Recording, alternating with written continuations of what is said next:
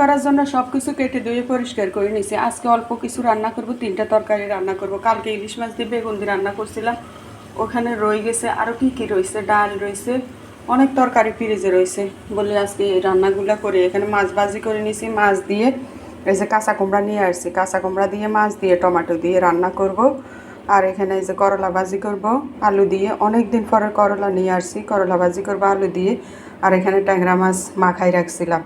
এখানে আমি লেবুর রস দিছি, হলুদের গুঁড়া, মরিচের গুঁড়া, লবণ, সামান্য একটু তেল আর এই যে একটু রসুন দিয়ে মাখাই রাখছিলাম। এভাবে মাছ মাখাই রাখি, পরে ভাজি করলে অনেক মজা হয়। আবার নামানোর সময় আমি কাঁচামরিচ, পেঁয়াজ, টমেটো দিব, আর নামানোর আগে একটু লেবুর রস দিয়ে দিব। এই মাছটা খাইতে অনেক মজা লাগে।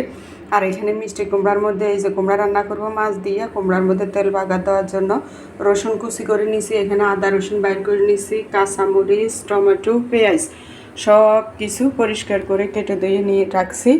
এই যে আজকে এই পর্যন্ত রান্না করব, রান্নার পরে আপনাদের সাথে শেয়ার করব। ভিডিও ভালো লাগলে লাইক কমেন্ট শেয়ার করে দিবেন। যারা ইউটিউবে দেখেন ইউটিউবে সাবস্ক্রাইব করে দিবেন, যারা ফেসবুকে দেখেন ফেসবুকে ফলো দিয়ে দিবেন।